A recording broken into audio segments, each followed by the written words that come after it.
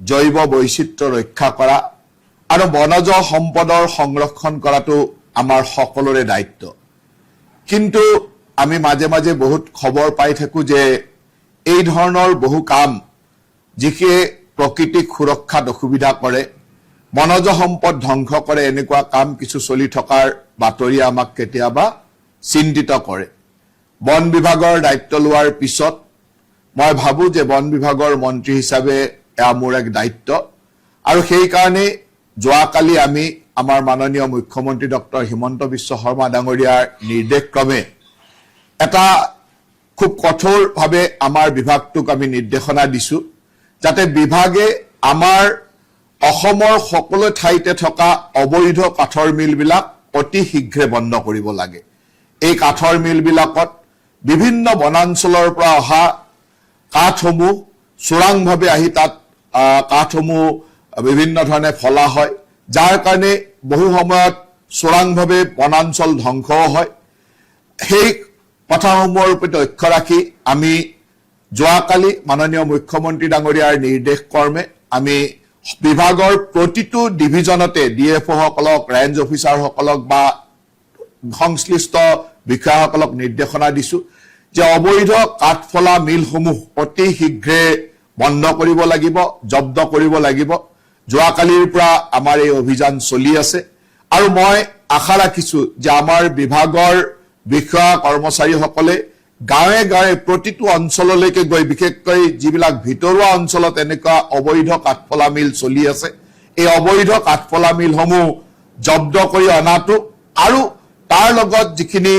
কাঠৰ সংগ্ৰহ তাত পোৱা যায়, এই কাঠসমূহ বৈধ হয় নে নহয় এইসমূহ চোৱাটো দৰকাৰ। চৰকাৰে কিছুমান ঠাইত কাঠৰ মিলৰ পাৰ্মিশ্যন দিয়ে। এই কাঠৰ মিলৰ পাৰ্মিশ্যন দিওঁতে যি পাৰ্মিশ্যন দিয়া আছে, যিমান চাইজৰ বা যি ব্যৱস্থাৰ কাঠৰ মিলৰ পাৰ্মিশ্যন দিয়া আছে, তাতকে যাতে বেলেগ কোনেও লগোৱা নাই সেই কথাবিলাকক বৈধ কাঠৰ মিলবিলাকতো লক্ষ্য কৰিব লাগে। বৈধ কাঠৰ মিলত যিসমূহ কাঠ আহে সেই কাঠসমূহৰ প্ৰপাৰ টিপি লৈ আহিছে নে নাই, প্ৰপাৰ GST দি আহিছে নে নাই, এই কথাবিলাকো চাব লাগে। আৰু যিসমূহ অবৈধ কাঠৰ মিল অসমৰ য'ত ত'ত গঢ়ি উঠিছে, কাঠফুলাৰ দৰে বিভিন্ন ভিতৰুৱা অঞ্চলত অবৈধ কাঠৰ মিল গঢ়ি উঠিছে, সেই কাঠৰ মিলবিলাক অতি শীঘ্ৰে বন্ধ কৰি জব্দ কৰি আনিব লাগে। আৰু এইবাৰ আমি এটা নিৰ্দেশনা দিছো, যি অঞ্চলতে বিভাগীয় আমাৰ বিষয়াসকলে এই মিল জব্দ কৰি নানিব, তাৰ পিছত যদি সেই অঞ্চলত মিল আমাৰ দৃষ্টিগোচৰ হয়, তেতিয়াহ'লে সেই বিষয়াজন বা সেই অঞ্চলৰ সংশ্লিষ্ট বিষয়াজন তাৰ কাৰণে দোষাযুক্ত হ'ব আৰু তেওঁৰ ওপৰত আমি বিভাগীয়ভাৱে ব্যৱস্থা ল'ম। আমি সকলো বিভাগীয় ডিএফঅ, ৰেঞ্জ অফিচাৰসকলক নিৰ্দেশনা দিছো যে আপোনালোকে আপোনালোকৰ অঞ্চলত থকা অবৈধ কাঠফলা মিলসমূহ অতি শীঘ্ৰে বন্ধ কৰক আৰু আপোনালোকে নিজে সেই অঞ্চলসমূহলৈকে গৈ অবৈধ কাঠফলা মিলবিলাক চিজ কৰি লৈ আহক। তাত থকা অবৈধ কাঠসমূহ চিজ কৰি আনি তাৰ সম্পূৰ্ণ ফটোগ্ৰাফ, তাৰ জিঅ' টেগিং ফটোগ্ৰাফ আমালৈ পঠাই থাকক। ইতিমধ্যে বহুখিনি ফটো আহিছে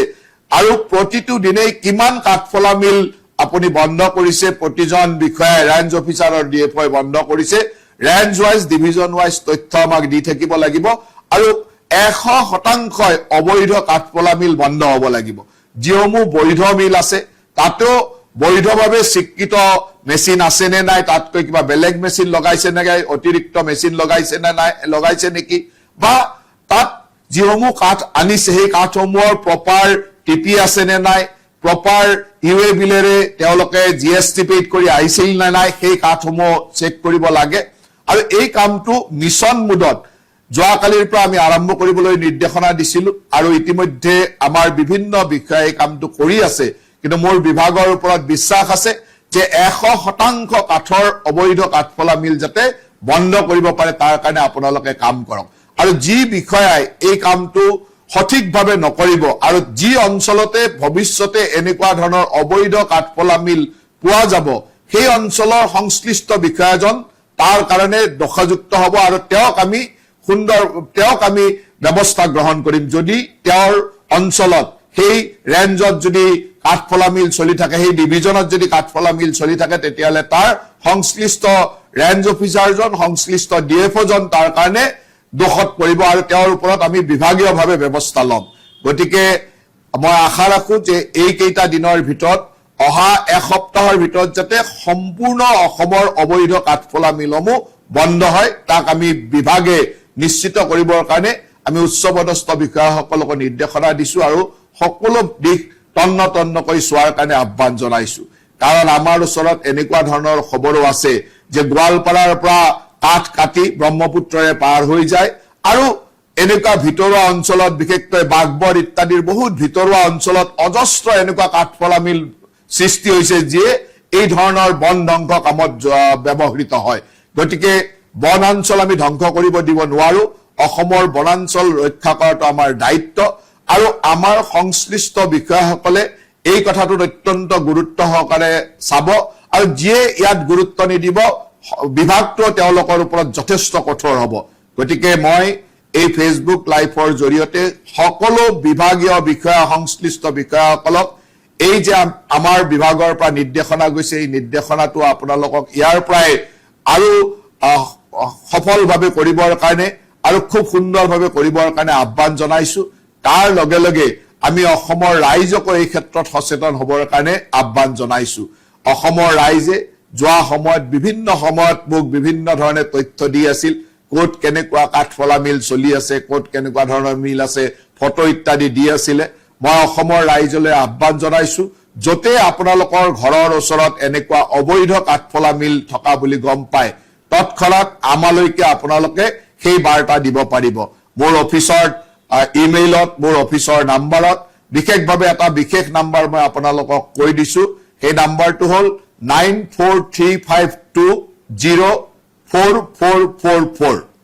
এই নাম্বাৰটো হ'ল 9435204444 এই নাম্বাৰটোত আপোনালোকে এনেকুৱা ধৰণৰ অবৈধ কাঠফলা মিল যদি কৰবাত চলি আছে তাৰ ফটো তাৰ তথ্য আপোনালোকে পঠাই দিব আপোনালোকৰ কথাখিনি আমি গোপনে ৰাখি আমি সুন্দৰভাৱে এই মিলসমূহ বন্ধ কৰা কামত আমাৰ বিষয়াসকল নিয়োজিত হ'ব আৰু এই কাঠফলা মিলৰ লগত আমাৰো যদি কোনোবা বিষয়া ভিতৰুৱা গোপন মিতিৰি কৰি চলাই থকাৰ খবৰ আপোনালোকে পায় সেই তথ্য আমাক দিব যাতে আমি যথেষ্ট কঠোৰ হ'ব পাৰো কাৰণ অসমত অবৈধ কাঠফলা মিল থাকিলে আমাৰ বিভিন্ন অঞ্চলত বনাঞ্চল ধ্বংস হৈ থাকিব আৰু বনাঞ্চল আমি ধ্বংস হ'ব দিব নোৱাৰো বনাঞ্চল ৰক্ষা কৰাটো আমাৰ দায়িত্ব সেই কাৰণে আজিৰে যোৱাকালিৰে পৰা আমাৰ এই অভিযান চলিছে অহা এসপ্তাহ ধৰি পুৰা মিছন মুডত এই অভিযান চলিব আৰু মই বিষয়াসকলক নিৰ্দেশনা দিছো যাতে আপোনালোকে সম্পূৰ্ণ দায়বদ্ধতাৰে এই কামখিনি কৰি 100% অবৈধ কাঠফলা মিল যাতে আপোনালোকে বন্ধ কৰে তাৰ কাৰণে কাম কৰক আৰু এটা কথা আপোনালোকক জনাই থওঁ যে আমি এতিয়া এণ্ড ইউজাৰলৈকে য'ত শেষ স্তৰত যোনে ব্যৱহাৰ কৰে তালৈকে আমি লক্ষ্য ৰাখিম কাৰণ সেই অবৈধ কাঠফলা মিলত যি কাঠ আহিছে সেই কাঠৰ যদি প্ৰপাৰ টিপি নাই প্ৰপাৰ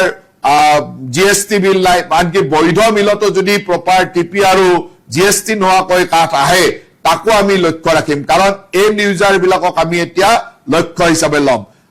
ৰাস্তাত চোৰাংভাৱে ট্ৰেনজিট কৰি কোনোবাই যদি কাৰোবাৰ তাত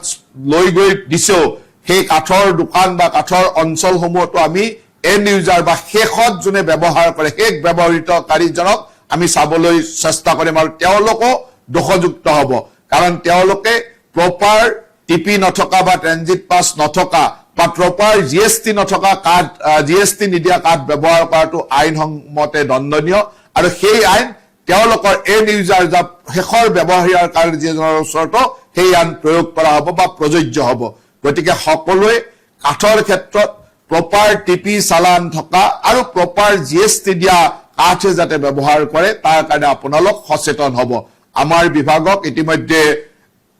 এই কেইদিন আমি অবৈধ কাঠৰ মিল